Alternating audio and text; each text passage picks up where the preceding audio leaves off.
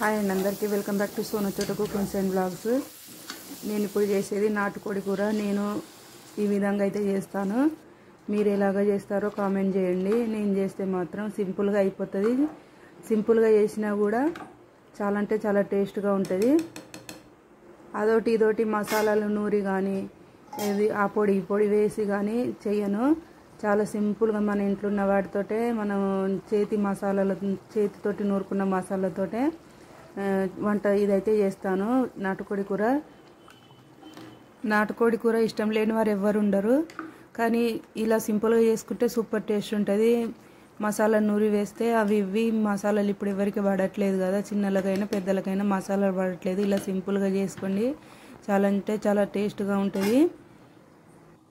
ఆలస్యం చేయకుండా వీడియోలోకి వెళ్ళిపోదాం. నేను ఎలా చేస్తానో చూడండి, స్కిప్ చేయకుండా. ఈ వీడియో నచ్చితే లైక్ చేయండి, షేర్ చేయండి, కామెంట్ చేయండి, సబ్స్క్రైబ్ చేసుకోండి ఫ్రెండ్స్. Thank you. ముందుగా 2-3 టైమ్స్ కూరను కడిగిన తర్వాత లాస్ట్లో ఉప్పు పసుపు వేసి మరొకసారి కడగాలి. ఆ తర్వాత కుక్కర్లో వేసి అందులో వాటర్ వేయకుండా ఉప్పు పసుపు వేసి కలుపుకొని 2 విజిల్లకు మీడియంలో స్టవ్ పెట్టుకొని ఉడికించుకోవాలి. 2 విజిల్ ఉడికించిన తర్వాత వెంబటే తీయకూడదు. ఒక 5 నిమిషాల తర్వాత ఇలా విజిల్ తీసి ఎయిర్ తీసి అయితే చూడాలి. పీస్ అయితే మంచిగా ఉడికింది, 50% ఉడికింది. 2 విజిల్లకు మంచిగా 50% ఉడుకుతుంది. ఆ తర్వాత పక్కన పెట్టుకొని ఒక ప్యాన్ స్టవ్ మీద పెట్టి అందులో ఒక 4 పావులు అయితే ఆయిల్ వేసుకోవాలి. ఆయిల్ వేసిన తర్వాత ఆనియన్ పచ్చిమిర్చి వేయాలి, వేసి ఫ్రై చేసుకోవాలి. ఆనియన్ పచ్చిమిర్చి ఫ్రై అయిన తర్వాత అల్లం వెల్లుల్లి పేస్ట్ వేసుకోవాలి. ఒక చెంచాడు అల్లం వెల్లుల్లి పేస్ట్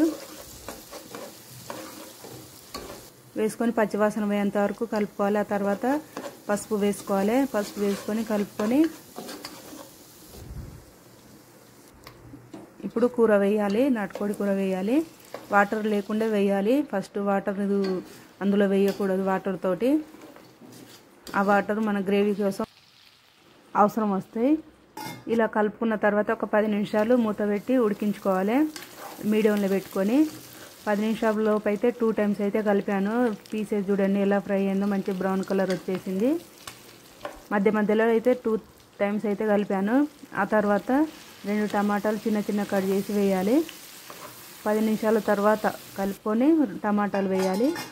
ఆ తర్వాత మూత పెట్టి ఒక 5-6 నిమిషాలు మళ్ళీ మూత పెట్టి ఉడికించుకోవాలి. టమాటా వేసినాం కదా.